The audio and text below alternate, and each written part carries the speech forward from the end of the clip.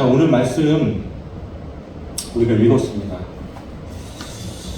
제가 예전에 학교 다닐 때, 나이가 많아서 학교 다닐 때, 저보다 나이가 많거나 비슷한 또래가 많아서 졸업하면 바로 개척교회를 하겠다는 분들이, 그런 목표를 하시는 분들이 여러 분 계셨습니다.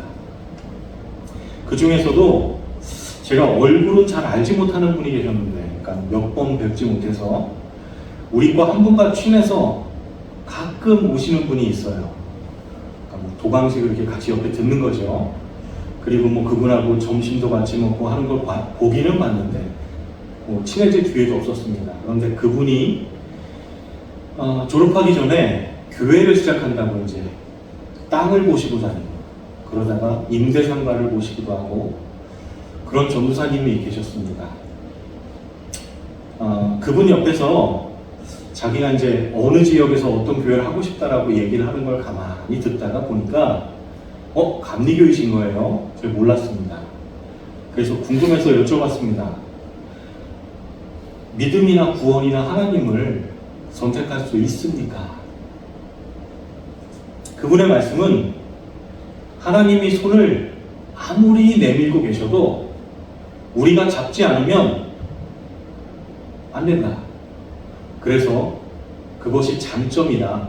더 적극적으로 전도하기도 하고 신앙생활을 한다는 것이 큰 장점이다라고 이렇게 어필하시는 걸 들었습니다. 듣고 가만히 있질 않았지요. 제가 그런 거 아니다, 성경은 이렇게 얘기하고 있다, 이런 말씀이 있다, 저런 말씀이 있다, 뭐 세게 이야기하고 싶었지만 그렇게 하지 못했습니다. 이유는 단 하나, 오늘 본문과 같은 말씀들 때문입니다. 각자 제가 생각하는 것과 그 전도사님이 생각하는 유리한 구절들이 있었던 겁니다. 그리고 그 구절을 내가 이건 그런 뜻이 아니고 이런 뜻입니다라고 해석해 주지 못해서 깊이 있게 이야기하지 못하고 간단하게 웃으면서 그렇게 생각하시는군요로 끝났던 기억이 있습니다. 그 기억은 사실 좀 씁쓸합니다. 제가 당시 나름 생활도 오래 했던, 신앙생활을 오래 했던 사람임에도 불구하고 정말 모르는구나, 정말 모르는구나를 아주 통감했던 시간입니다. 근데 오늘 본문 12절을 읽다 보면 말씀이 그렇지요. 영접하는 자, 그 이름을 믿는 자들에게는 하나님의 자녀가 되는 권세를 주셨다. 마치 하나님의 자녀가 될 수 있는 사람은 자신이 믿고 자신이 영접을 해야 하나님의 자녀가 될 수 있는 것 같은 그런 말씀입니다. 그런 구절들은 성경의 여러 곳에서 발견됩니다. 사도행전 16장 30절 31절 보시면 그들을 데리고 나가 이르되 선생님들이여 내가 어떻게 하여야 구원을 받으리까 하거늘 이르시되 주 예수를 믿으라 그리하면 너와 내 집이 구원을 받으리라. 우리가 잘 아는 말씀이죠. 빌립보 감옥의 간수가 내가 어떻게 하여야 구원을 얻을 수 있습니까? 하고 묻습니다. 그러자 바울이 이야기합니다. 주 예수를 믿어라.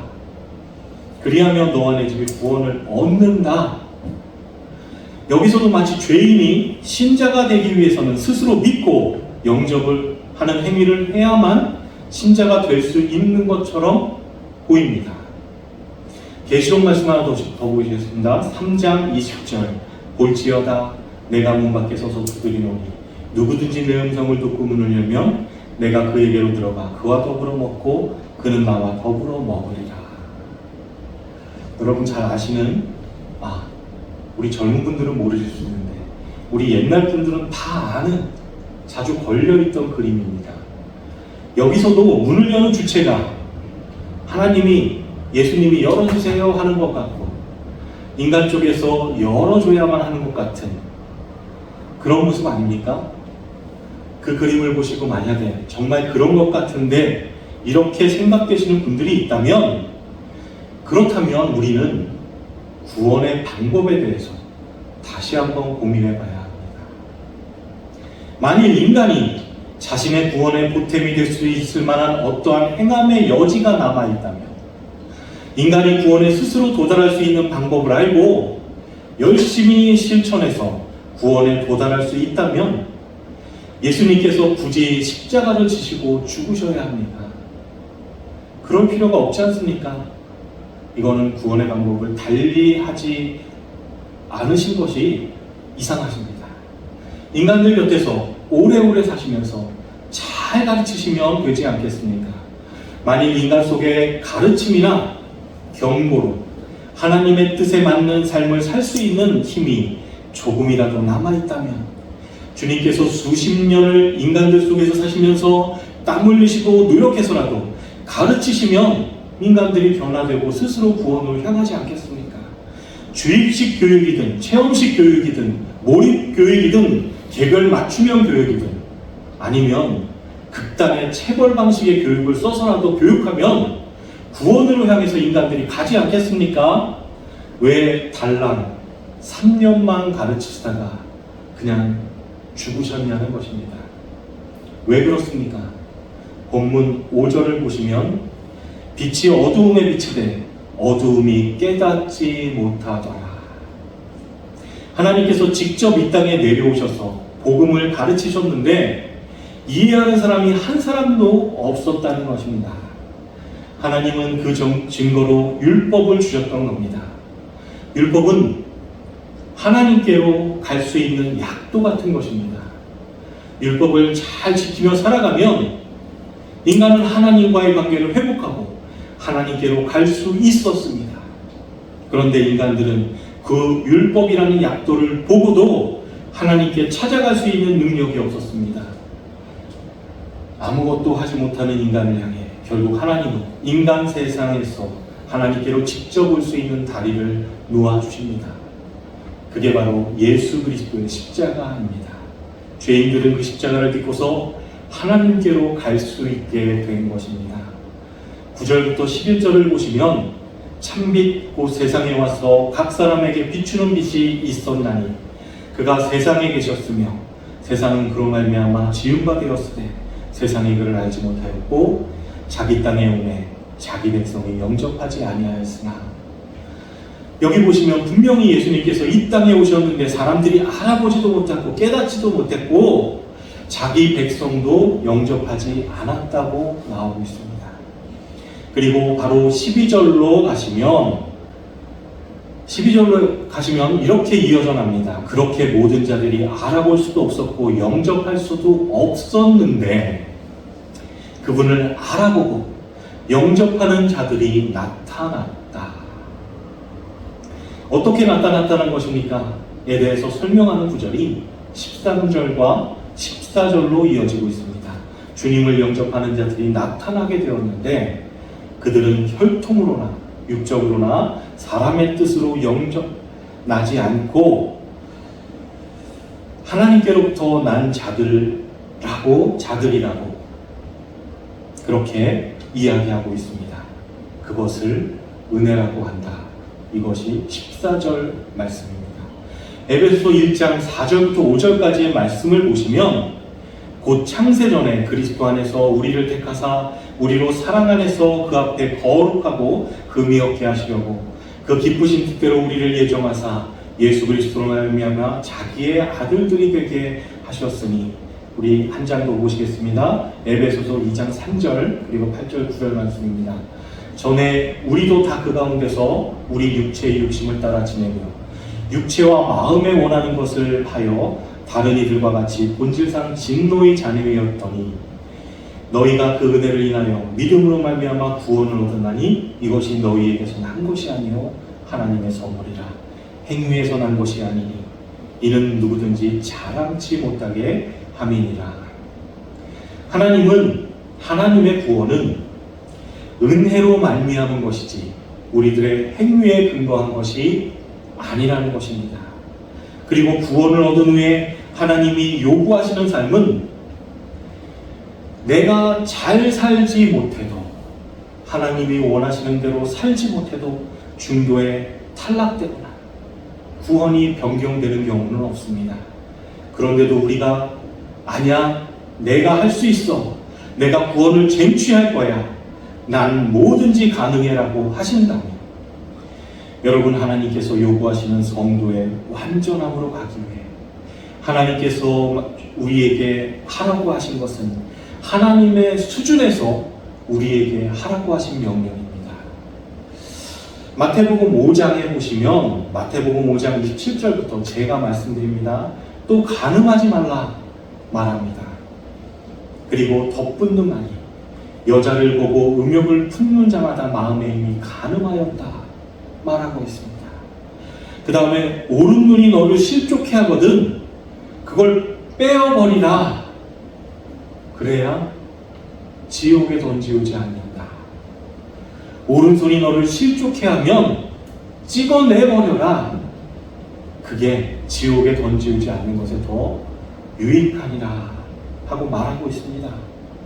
거기에다 내 이웃을 사랑하고 내 원수를 미워하라 하였던 것은 너희에게 들었으나 나는 너희에게 이른다. 너희 원수를 사랑하며 너희를 핍박하는 자를 위해 기도하라 이야기하고 있습니다. 이게 가능한 명령입니까? 우리가 정말 이렇게 다 지켜낼 수 있는 사람들입니까? 여자를 보면 음욕을 품는 것은 어찌 보면 무조건 반사 같은 것 아닙니까? 실족해 하는 신체를 자르면 우리의 신체가 감당해낼 수 있겠습니까? 원수를 사랑하라 이 말씀 앞에 100번 1000번 양보해서 우리가 사랑하도록 변할 수 있을지 모르겠습니다. 그런데 원수가 되는 일이 생기는 그 순간에도 우리가 그 사랑을 할 수 있겠습니까? 그 순간 미워하게 되면 우리는 그를 살인하는 것이 됩니다. 그러니까 이것은 우리에게 불가능한 명령입니다. 그런데 이같이 한즉 이렇게 해야 하나님의 아들이 될 수 있다고 합니다. 우리의 힘으로는 하나님의 아들이 될 수 없다는 것입니다. 그런데 누가 이렇게 살았다 갔습니까? 예수 그리스도께서 이렇게 살다 가셨습니다. 그리고는 우리의 삶이 아닌 그의 삶을 우리에게 전가시켜 주셨습니다. 그래서 우리는 구원을 얻은 것입니다. 로마서 5장 8절에 우리가 아직 죄인 되었을 때 그리스도께서 우리를 위하여 죽으심으로 하나님께서 우리에게 대한 사기의 사랑을 확증하셨느니라. 로마서 9장 13절부터 16절 말씀 보시면 기록된 바 내가 야곱은 사랑하고 에서는 미워하였다 하신 바 같으니라. 그런즉 우리가 무슨 말하리요? 하나님께 불의가 있느뇨? 그럴 수 없느니라. 모세에게 이르시되 내가 긍휼히 여길 자를 긍휼히 여기고 불쌍히 여길 자를 불쌍히 여기리라 하셨으니 그런즉 원하는 자로 말미암음도 아니요 다름질하는 자로 말미암음도 아니요 오직 긍휼히 여기시는 하나님으로 말미암음이니라. 이렇게 구원은 우리가 아직 죄인 되었을 때 하나님께서 찾아오시는 겁니다. 아니 우리가 태어나기 이미 이전부터 이미 하나님이 선택하신 것입니다. 구원은 원하는 자로 말미암음도 아니고 다름질하는 자로 말미암음도 아니고 오직 긍휼히 여기시는 하나님으로 말미암는 것입니다. 우리가 서두에 읽었던 계시록에 볼지어다 내가 문 밖에 서서 두드리노니 누구든지 내 음성을 듣고 문을 열면 내가 그에게로 들어가 그로 더불어 먹고 그는 나로 더불어 먹으리라 하는 말씀은 구원의 문제를 다루는 구절이 아닙니다. 그 말씀은 이미 구원을 받은 라오디게아 교회에게 말씀하시는 부분입니다. 라오디게아 교회는 아주 부자였고 크게 부흥하는 교회였습니다. 그런데 그들은 부자이고 부흥하는 것이 하나님의 복이라 여겼습니다. 주님은 그들에게 너희가 부유하다 그러나 실상은 가난한 자들이라고 말씀하시므로 진짜 하나님의 복을 받은 자들은 이 세상에서 풍요와 부흥을 추구하는 자들이 아니라는 것을 가르치시는 구절입니다. 그러니까 이 땅에서 예수를 믿는다고 하면서 여전히 풍요와 부흥을 추구하는 자들은 예수를 문 밖에 내쫓아낸 자들이다 라는 것을 강조하는 것이 볼지어다 내가 문 밖에서 두드리노니입니다. 그 말씀은 나의 백성들아 어서 내 말을 듣고 너희의 문을 열어라. 너희 마음 가득히 채워져 있는 세상의 힘을 향한 그 추구를 비워내고 예수를 그 안에 채우라는 말씀인 것입니다. 이쯤에서 찬양 같은 가요가 생각나지 않습니까? 내 속에 내가 너무도 많아. 부흥 강사 같아서 직접적으로 부르진 않겠습니다. 근데 요 대목에서 이 가요가 생각나면서 정말 나에게 꼭 맞는 말씀이라는 생각은 들었습니다. 가요 같지만 들으시면서 여러분도 여러분 속에 정말 예수님이 편안히 자리하고 계시는지 바라보시기 바랍니다. 바울이 빌립보 감옥 간수에게 한 말, 주 예수를 믿으라.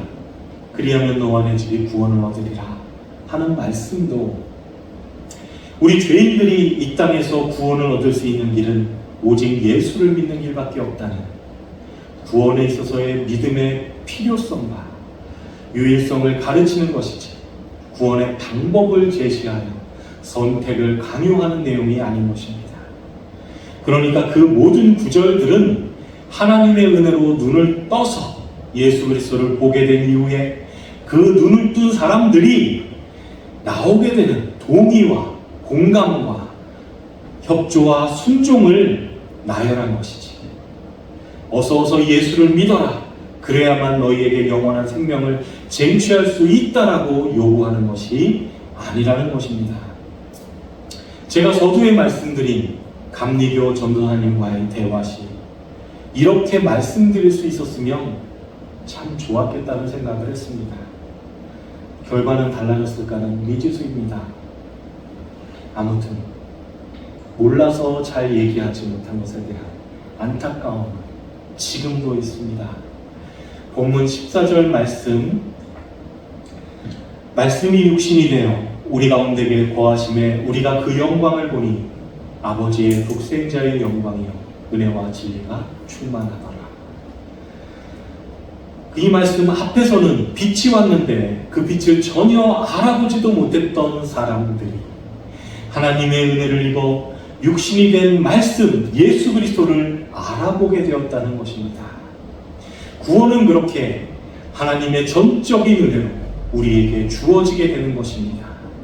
그리고 그렇게 하나님의 은혜를 입은 자들이 예수 그리스도를 영접하는 자가 되는 것입니다. 사도행전 9장 3절부터 7절 말씀에 보시면 사울이 길을 가다가 다메섹에 가까이 이르더니 호련히 하늘로부터 빛이 그를 둘러 비추는지라 땅에 엎드려져 들음에 소리가 있어 이르시되 사울아 사울아 내가 어찌하여 나를 박해하느냐 하시거늘 대답하되 주여 누구시니까 이르시되 나는 얘가 박해하는 예수라 너는 일어나 시내로 들어가라 내가 행하는 것을 내가 이룰 자가 있으니 하시니 같이 있던 사람들은 소리만 듣고 아무도 보지 못하여 말을 못하고 서 있더라. 빛이 났습니다. 여러 사람이 가고 있는데 그 중에 아무도 듣지 못하고 단 한 사람 하나님이 선택한 사도 바울만 그 빛을 보았습니다. 그리고 그 소리를 들었습니다. 그게 구원입니다. 구원은 세상 사람들에게 빛을 제시해주고 이 빛을 선택할래 말래 하고 묻는 것이 아닙니다. 하나님의 선택 밖에 있는 사람들에게는 아예 처음부터 보이지도 않기에 선택의 기회가 없는 것입니다. 하나님이 막 손을 내밀며 잡아달라고 애원해도 우리가 안 잡으면 소용없다는 그릇된 신념과 나의 구원에 내가 기여할 수 있다는 허망한 자존심을 챙기는 죄인된 우리에게 찾아오셔서 은혜를 베푸신 하나님을 찬양합니다. 다 함께 기도하시겠습니다.